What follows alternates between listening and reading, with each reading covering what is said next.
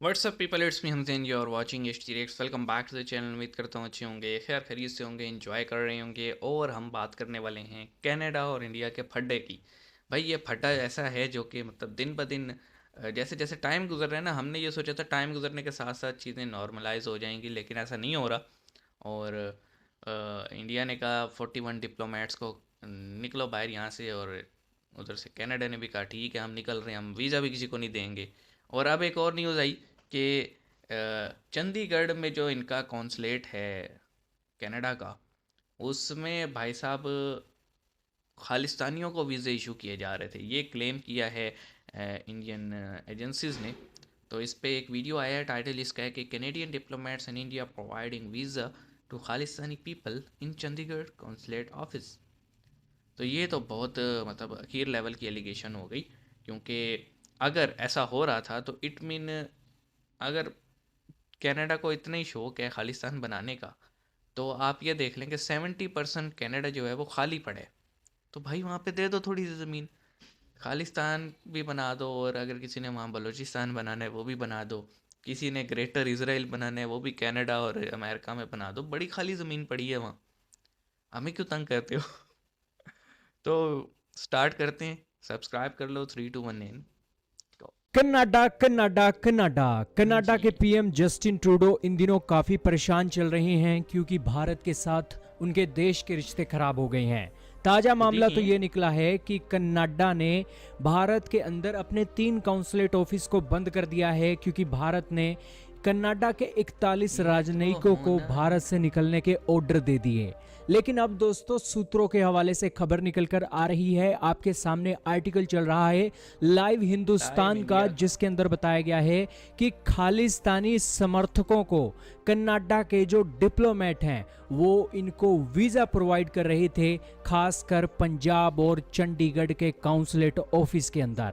ये बात सूत्रों के हवाले से निकली है और सूत्रों के हवाले से लाइव हिंदुस्तान लिखता है सूत्र कि मतलब भारत ने जो जराए कनाडा ऐसे। के 41 राजनयिक निकाले हैं, उनके निकलने के कारण ये 3 काउंसलेट ऑफिस तो बंद हुए हैं, लेकिन साथ में ही खालिस्तानी समर्थकों का वीजा जो कनाडा के लिए लग रहा था उसके ऊपर भी वो भी ब्रेक रुक लगेगी। गया होगा। भारत की सरकार के सूत्रों ने बताया है कि कनाडा के डिप्लोमेट जो हैं वो सोर्सेज। इस तरीके से दोगलेपंती और हिपोक्रेसी दिखा रहे थे कि जिन लोगों के ऊपर भारत के अंदर क्राइम के केस चल रहे हैं उन्हें भी क्रिमिनल कनाडा के केसेस। ये राजनयिक एक वीजा देने का काम कर रहे थे।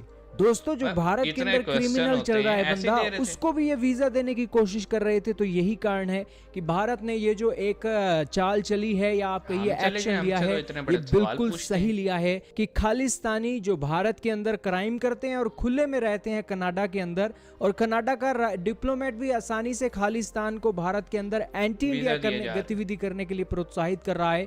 तो उस सिचुएशन में भारत की सरकार ने सही किया कि अब तो 41 ये मैटर डिप्लोमेट लंबा निकाल चलेगा। दिए। और इस कारण से खालिस्तानी जो यहाँ पर बहुत आग उगलते हैं दुनिया के दूसरे देशों में बैठकर, उनके प्रोपोगेंडा को बस्ट करने के लिए बहुत अच्छा काम हो जाएगा। दोस्तों ये डेवलपमेंट निकली है, ये डेवलपमेंट तो कुछ नहीं है, अभी तो ये विवाद लंबा चलेगा और खालिस्तानियों की हाँ, जड़ वैसे ये पर खेल चोट लंबा ही पहुंचाने के चलेगा। लिए भारत की सरकार लगातार प्रयास कर रही है। और देखना होगा कि एट द एंड कनाडा झुकता है या भारत झुकता है। जो कनाडा का पॉलिटिक्स का माहौल है उसकी भी सूचना आपको दे कनाडा दें। में तो कनाडा की ओपोजिशन गड़बड़ पार्टियां चल रही अपनी है। जनता के अंदर जाकर कनाडा के पीएम को भी ट्रूडो की क्रिटिसाइज बजा कर रही रही हैं, हैं। इंटरव्यू देते हुए वो उन्हें कह रही हैं कि कनाडा के पीएम खास जस्टिन तौर पे जो ट्रूडो के उसने कारण ज्यूइश आज भारत के पार्लियामेंट अंदर के कनाडा के पार्लियामेंट में प्रधानमंत्री का ज्यूइश को मजाक बन बुलाया रहा ना, है। उससे और ज्यादा हो कनाडा गया। के पीएम ने कनाडा के अंदर महंगाई भी बहुत कर दी है, और यही कारण है कि कनाडा के पीएम ना तो अपने देश को संभाल पा रहे हैं और ना ही दुनिया के अंदर अपनी इमेज को संभाल पा रही हैं, और कनाडा जी। एक जोक कंट्री बन गया है, ये ओपोजिशन पार्टियां बोल रही हैं।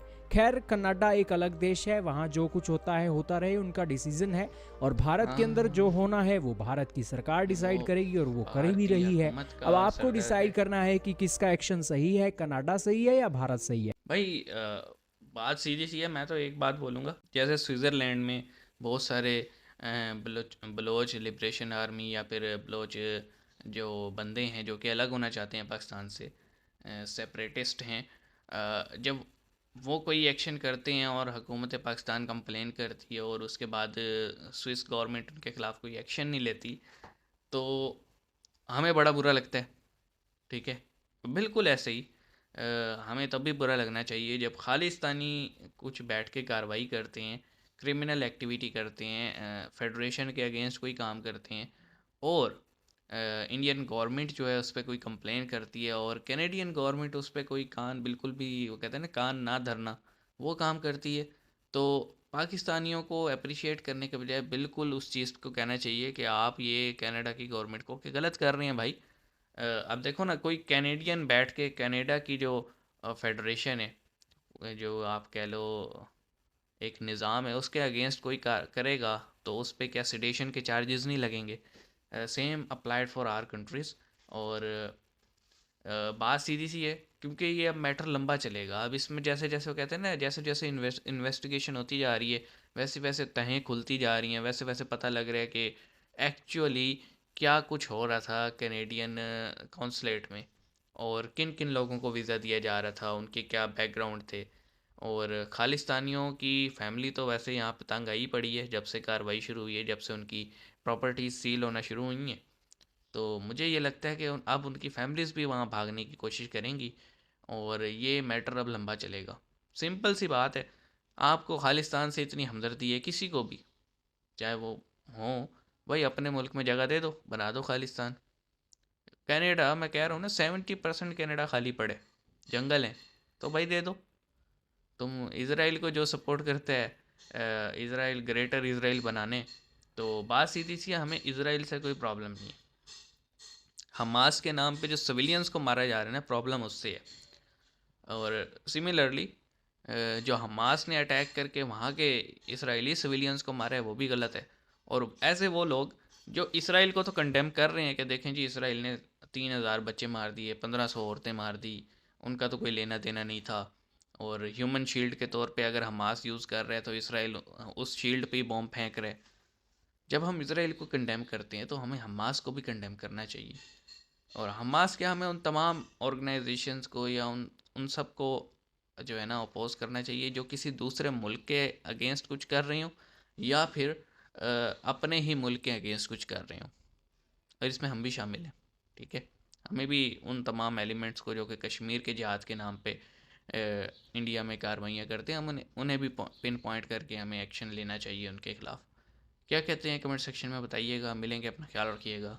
सी यू गाइस।